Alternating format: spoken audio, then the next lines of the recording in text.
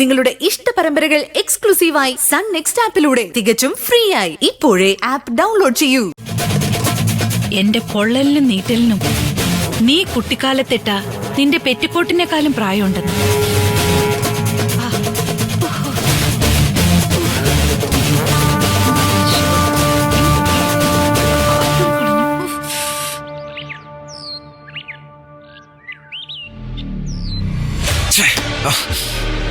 ഒടുക്കത്തൊരു വയനാട് യാത്ര. ഇവരെന്താ ആനെ പിടിക്കാൻ പോകുന്നു, അതോ കടുവയുടെ പല്ല് പറിക്കാനോ? ശരത്തേട്ടൻ ഞാൻ എന്ത് ചെയ്യാനാ? അച്ഛനും അമ്മയും മരുമകൾക്ക് പെർമിഷൻ കൊടുത്തില്ലേ? പെർമിഷൻ കുന്തം കൊടച്ചക്രം. എന്റെ നിത്യക്കുട്ടി, നിന്റെ ഭാവിയെക്കുറിച്ച് നിന്റെ അച്ഛനും അമ്മയ്ക്കും ഇത്ര കൺസേൺ ഇല്ലാതായി പോയല്ലോ. ശരത്തേട്ടാ മനസ്സിലായില്ല. മനസ്സിലാവില്ല. നിന്റെ തലയ്ക്കകത്ത് പിന്നെ തലച്ചോറില്ലല്ലോ, തലച്ചേറല്ലേ. ശരത്തേട്ട കാര്യം പറയും. പറഞ്ഞിട്ട് എന്ത് കാര്യം? എന്താ മോനെ കാര്യം? എന്റെ പൊന്നു മുത്തശ്ശി, ആ ദേവിക അല്ല ദേവികേട്ടത്തി വയനാടിന് പോകരുത് ഡോക്ടർ നിരഞ്ജനൊപ്പം. അവരെവിടെയെങ്കിലും പോയി ഒടുങ്ങട്ടെ ശരത്തേട്ടാ, അതിന് ശരത്തേട്ടൻ എന്താ? ഓ, ഈ പൊട്ടിയോട് പറഞ്ഞിട്ട് ഒരു കാര്യമില്ല. എടി, അവരവിടെങ്ങാനും പോയൊരു നാണക്കേട് ഉണ്ടാക്കിയ നാറുന്നത് ആരാ? ഞാനും നീയും പിന്നെ ഈ അന്തസ്സുള്ള നമ്മുടെ മുത്തശ്ശിയും. ആ, നിന്റെ അച്ഛനമ്മയുടെ കാര്യം ഞാൻ പറയുന്നില്ല. അവർക്ക് പിന്നെ സ്വന്തം മകളെക്കാൾ വലുത് മരുമകളാണല്ലോ. സ്വന്തം മകനെ കോടി പുതപ്പിച്ചവളാണെന്ന് ഒരു ചിന്ത പോലും അവൾക്കില്ല. കറക്റ്റ്. ഇപ്പൊ മുത്തശ്ശിയെ കോടി പുതപ്പിക്കാനുള്ള യാത്രയില്ല. അതേ മുത്തശ്ശി, ഒടിവിദ്യ അറിയാവുന്ന നല്ല മിടുക്കന്മാരുണ്ട് വയനാടൻ കാടുകളിൽ. അവര് മുത്തശ്ശിയെ തീർക്കും. സ്വർഗത്തിലെ ഇരുമ്പ് കസേരയിൽ ഇരിക്കണോ അതോ വീട്ടിലെ സിംഹാസനം വേണോന്ന് മുത്തശ്ശി തീരുമാനിക്കും. എനിക്ക് എന്റെ വീട്ടിലെ സിംഹാസനം മതി. അപ്പോ ദേവികയുടെ വയനാടൻ യാത്ര നടക്കത്തില്ല.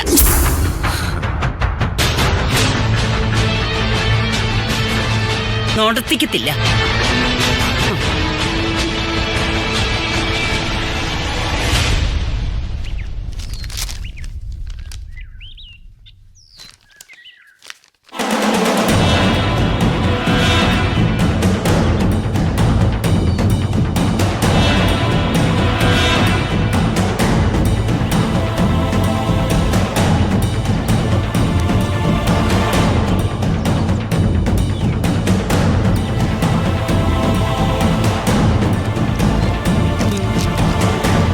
എന്താടാ ചരമ പേജിൽ അമ്മയുടെ ഫോട്ടോ ഉണ്ടോ നോക്കുവാണോ? അയ്യോ, കൊതിപ്പിക്കല്ലേ അമ്മേ. അടുത്ത കാലത്തൊന്നും അമ്മയുടെ പടം ചരമക്കുളത്തിൽ വരാൻ പോകുന്നു.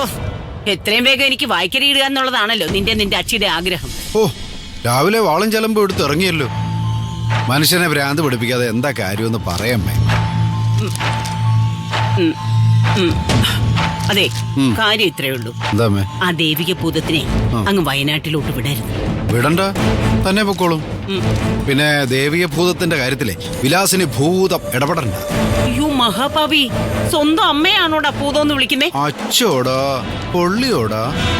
എന്റെ അമ്മേ, അവനവന്റെ കയ്യിലിരിപ്പും ചിന്താഗതിയും പ്രവൃത്തിയും കൊണ്ടാ മനുഷ്യൻ പിശാചും ദൈവമൊക്കെ ആവുന്നു. മനസ്സിലായോ? അല്ല, ദേവിക നിരഞ്ജൻ ഡോക്ടറിനോടൊപ്പം പോകുന്നതിൽ അമ്മയ്ക്ക് എന്താ പ്രശ്നം? ഞാനാ ദേവിയോട് പൊക്കോളാൻ പറഞ്ഞു. ചിലരുടെയൊക്കെ മുഖംമൂടി വലിച്ചു കീറാൻ കിട്ടുന്ന ഒരവസരം ഞാൻ ഒഴിവാക്കത്തില്ല. നീ എന്താ ഇങ്ങനെ ഒരുമാതിരി അർത്ഥം വെച്ച് സംസാരിക്കുന്നേ? ആ, അർത്ഥവും വ്യാകരണമൊക്കെ വഴിയെ മനസ്സിലായിക്കോ. എടാ ചെറുക്ക, ഒരു വിധവ ഇങ്ങനെ അന്യപുരുഷന്മാരോടൊപ്പം ഊരു ചുറ്റി കറങ്ങാൻ വിട്ടാലേ നാട്ടുകാരെന്തു പറയും? വിധവയോ? അമ്മ പിന്നെ ആരാ? വിധവയല്ലേ? എന്റെ അമ്മേ, പ്രായപൂർത്തിയായ ഒരു സ്ത്രീയും പുരുഷനും ഒന്നിച്ചിരുന്ന് ഒരു ചായ കുടിച്ചാലോ ഒന്നിച്ച് യാത്ര ചെയ്താലോ ഇവിടെ ആകാശമൊന്നും ഇടിഞ്ഞു വീഴാൻ പോകുന്നില്ല. ഓ, ഇത്രയും പ്രായമായിട്ടും അമ്മയ്ക്ക് ഇതൊന്നും മനസ്സിലായില്ലല്ലോ. അമ്മേ, ഇല്ലാത്ത കാശുണ്ടാക്കി അമ്മയുടെ 2 കണ്ണിന്റെ തിമിരത്തിന്റെ ശസ്ത്രക്രിയ ഞാൻ നടത്തിയല്ലേ. പുതിയ ലെൻസ് കിട്ടും, അതും ഫോറിൻ ലെൻസ്. എന്നിട്ടും അമ്മയുടെ കണ്ണിന് ഒരു കാഴ്ചയില്ല, ഒന്നും കാണാൻ പറ്റുന്നില്ല, നല്ലതൊന്നും. നിന്റെ മരുമോളെ കുറിച്ച് നാട്ടുകാര് തപ്പുകൊട്ടി പാടും, അപ്പൊ നീ പഠിച്ചോളൂ. മരുമകളെ കുറിച്ചല്ല നാട്ടുകാർ തപ്പൂട്ടി പാടുന്നത്, ഇപ്പൊ എന്റെ മകളെ കുറിച്ചാ നാട്ടുകാർ തപ്പൂട്ടി പാടുന്നത്. എന്റെ ബലമായ സംശയം അവളെന്തോ കൂടോത്രം ഒപ്പിക്കാൻ പോവാണെന്ന്. ബെസ്റ്റ്. അമ്മയെ കൂടോത്രം ചെയ്ത് വീട്ടിൽ ഇരുത്തിട്ട് വേണമല്ലോ ദേവിയേക്ക് ലോകസുന്ദരി പട്ടത്തിന്റെ മത്സരത്തിന് പോകാൻ. അമ്മയാണല്ലോ മുഖ്യ എതിരാളി. ഒന്ന് പോവമ്മേ. ഹാ, അറിയാത്ത പിള്ള ചൊറിയുമ്പോ അറിയുമെന്ന. ഓ അറിഞ്ഞോളാം, ഞാൻ ചൊറിഞ്ഞോണ്ട് അറിഞ്ഞോളാം. എടാ, ശരത്തുമോനും പറഞ്ഞു ദേവിക വിടരുതെന്ന്. ശരത്ത് ബോനം അവനാരാ ദേവിയുടെ കാര്യത്തിൽ അഭിപ്രായം പറയാൻ? വാടകക്കാരന്റെ ലോകം അവന്റെ മുറിയ, അല്ലാതെ ഈ കുടുംബ ഭരണമല്ല. നമ്മുടെ നിത്യമോളെ കെട്ടാൻ പോകുന്ന ആളെന്ന നിലയ്ക്ക് ആദ്യം കെട്ടട്ടെ. കല്യാണം കഴിഞ്ഞാലും അവൻ നിത്യയുടെ കാര്യം മാത്രം നോക്കിയാ മതി. അല്ല മനോഹര, ഞാൻ പാർവതി, എടി പാർവതി. എന്താടാ പാർവതി, എന്താ മനോഹരേട്ടാ? നീ അമ്മയ്ക്ക് കട്ടൻ കാപ്പി കുടിക്കാൻ കൊടുത്തില്ല? കൊടുത്തു. ഇന്ന് തന്നെ കഴിക്കാനുള്ളേ? ഇടിയപ്പവും കടലക്കറി. എങ്കിൽ അതെടുത്ത് അമ്മയ്ക്ക് കൊടുക്ക്, ഞാനും വരുവാ. അമ്മേ പോയി കഴിക്കമ്മേ, ഷുഗർ ഉള്ളതല്ലേ, ഷുഗർ കുറഞ്ഞു പോവും. ചെല്ല്. അമ്മേ. അപ്പൊ നീ അവളെ വയനാടിന് വിടുവല്ലേ? ആ ദേവിയെ പോണോന്ന് തോന്നിയാ ദേവിയെ പോയിരിക്കും. അതിന് ഞാൻ വിടേണ്ട കാര്യമില്ല. എന്റെ പഴവങ്ങാടി ഗണപതിക്ക് 101 തേങ്ങ നേരുവാ ഞാൻ. അതെന്തിനാ? അവള് വയനാട്ടിലേക്ക് അല്ലടാ പോകുന്നേ. വല്ല കാട്ടാനയോ കടുവയോ അവിടെ ഒന്ന് കൊണ്ടുപോവാൻ. പിന്നെ 101 തേങ്ങ കൈക്കൂലി വാങ്ങിച്ച് അമ്മയുടെ കൊട്ടേഷൻ എടുക്കാനിരിക്കുമല്ലേ ഗണപതി ഭഗവാൻ. എന്റെ അമ്മ പോയി ഇടിയപ്പം കഴിക്കമ്മേ. ആ പിന്നെ ദേവിക വയനാട്ടിൽ നിന്ന് തിരിച്ചു വരുമ്പോ കുറച്ച് മുളയരി കൂടെ കൊണ്ടുവരാൻ പറയും. അതും കുറച്ച് ചൗരിയും കൂടെ ഇട്ട് കഞ്ഞി വെച്ച് കുടിച്ചാ അമ്മയുടെ ഈ എരിച്ചിലും പുകച്ചിലും ഒക്കെ മാറും, ശരീരം തണുക്കും. ആ അമ്മ ചെല്ല്. ആ ചെല്ല് ചെല്ല് ചെല്ല്, വണ്ടി പോട്ടെ.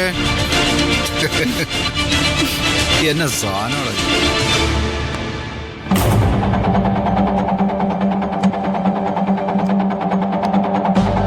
അപ്പോ നമ്മുടെ വയനാടൻ യാത്ര നീളോ ഡോക്ടർ? അതിലൊരു തന്ത്രമുണ്ട് ദേവിക. എന്ത്? നമ്മുടെ അന്വേഷണ ഉദ്യോഗസ്ഥർ പറയുന്ന ഒരു ടെക്നിക്കൽ ടീമുണ്ട്, സർപ്രൈസ് എലമെന്റ്. അതിനാ ബാബുജി വെയിറ്റ് ചെയ്തിരിക്കുന്നു. എന്നുവെച്ചാൽ നമ്മൾ തേടുന്ന പെൺകുട്ടി, അത് ജെസ്സി ആണെങ്കിലും നമ്മുടെ പൊന്നുമണി ആണെങ്കിലും, കൃത്യമായൊരു ഇൻഫർമേഷൻ സൈബർ ഡോമിൽ നിന്ന് കിട്ടും. അല്ലാതെ നമ്മൾ അന്ത്യോളം അറബിക്കടലിൽ ചൂണ്ടെറിഞ്ഞിട്ട് കാര്യമുണ്ടോ സ്വാമി? അന്ത്യസൂര്യൻ അസ്തമിച്ചാലും ഒന്നും കൊത്തില്ല. പിന്നെ ആശുപത്രിയിൽ 3 കുഞ്ഞുങ്ങളുടെ സർജറി ഉണ്ട്. അതിനെനിക്ക് മേൽനോട്ടം നടത്തിയേ പറ്റൂ. സമൂഹത്തിന് മുമ്പിൽ ഒരു ഡോക്ടർ ശമ്പളക്കാരനായിരിക്കാം, പക്ഷേ അയാൾ ജീവിക്കുന്നത് സ്വന്തം ജീവന് വേണ്ടിയല്ല, തന്നെ വിശ്വസിച്ചു വരുന്ന മറ്റുള്ളവരുടെ ജീവന് വേണ്ടിയാ. ഒരു ഡോക്ടർക്ക് മുമ്പിൽ ഒരു കുടുംബം കൈകൂപ്പുന്നുണ്ടെങ്കിൽ അത് അമ്പലത്തിലോ പള്ളിക്കോ മുമ്പിൽ പ്രാർത്ഥിക്കുന്നത് പോലെയാ.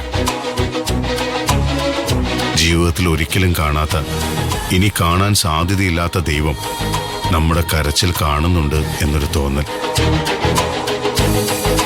ബാബുജിയുടെ കയ്യിൽ നിന്ന് വിവരങ്ങൾ കിട്ടിയാൽ ഞാൻ പൊന്നുമണിയെ കണ്ടുപിടിക്കും. 3 വർഷത്തെ സങ്കടപ്പെയ്ത്തിന് 3 ആഴ്ച കൊണ്ടോ 3 ദിവസം കൊണ്ടോ ഞാൻ മറുപടി പറയും. അതിനു മുമ്പ് ICUവിൽ എന്നെ വിശ്വസിച്ച് കിടക്കുന്ന 3 കുരുന്നു ജീവനുകളോട്